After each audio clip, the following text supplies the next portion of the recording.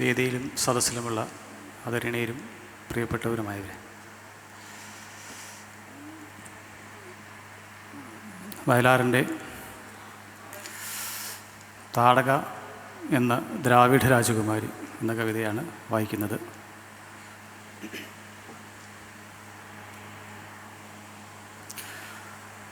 വിന്ധ്യശൈലത്തിൻ്റെ താഴ്വരയിൽ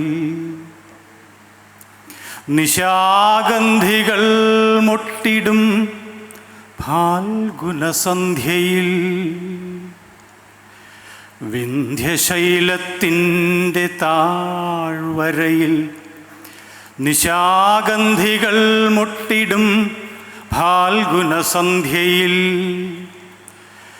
പാർവതീ പൂജയ്ക്ക് പൂനുള്ളുവാൻ വന്ന ദ്രാവിഡ രാജകുമാരിയാം താടക, താമരച്ചോലകൾക്കക്കരെ ഭാർഗവരാമൻ തെളിച്ചിട്ട സഞ്ചാരവീഥിയിൽ കണ്ടു ശ്രീരാമനെ. താമരച്ചോലകൾക്കക്കരെ ഭാർഗവരാമൻ തെളിച്ചിട്ട സഞ്ചാരവീഥിയിൽ കണ്ടു ശ്രീരാമനെ. ഏതോ തപോധനൻ കൊണ്ടു നടക്കുന്ന കാമസ്വരൂപനെ.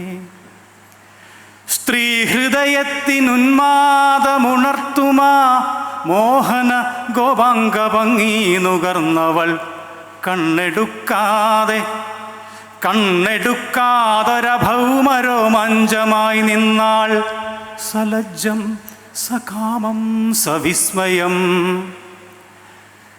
രാജീവ പുഷ്പശരങ്ങളേറ്റാദ്യമായി രാമനിൽ മോഹം തുടിച്ചുണർന്നിടവേ താടി തടവിച്ചിരിച്ചു ചൊല്ലി മുനി, താടകയെന്ന നിശാചരിയാണവൾ.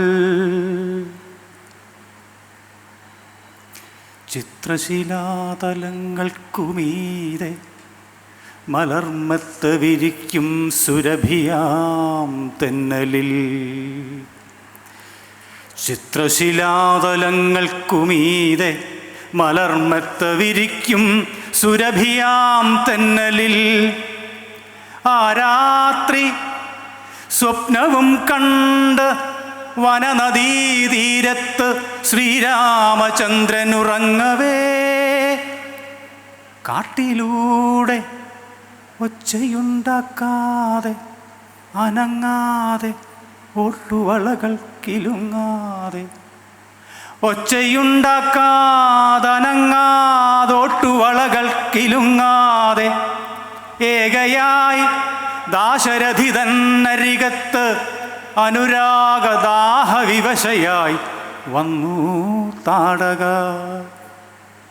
ഞാൻ വടുവാർന്ന യുവാവിൻ്റെ കൈകളിൽ തോൾവരയെത്തിക്കിടന്ന കാർകുന്തലിൽ, ഹേമാംഗകങ്ങളിൽ താടകതൻ തളിർത്താമരമൊട്ടിളം കൈവിരലോടവേ അജ്ഞാതം ഏതോ മധുരാനുഭൂതിയിൽ അർത്ഥസുപ്താന്തർവികാരമുണരവേ ആദ്യത്തെ മാദക ചുംബനത്തിൽ തന്നെ പൂത്തുവിടർന്നു പോയി രാമൻ്റെ കണ്ണുകൾ.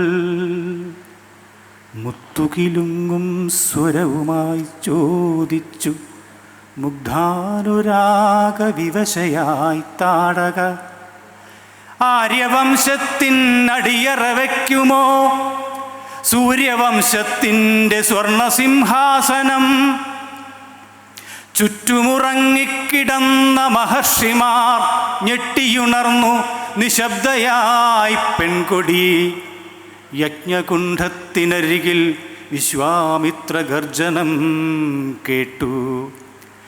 വില്ലുകുലയ്ക്കൂ ശരം തൊടുക്കൂ രാമ കൊല്ലൂ, നിശാചരി താടകയാണവൾ. ആദ്യമായി രാമൻ്റെ മന്മഥാസ്ത്രം മാല ചാർത്തിയ രാജകുമാരി തൻ ഹൃത്തടം മറ്റൊരസ്ത്രത്താൽ തകർന്നുപോയി സ്തബ്ധനായി.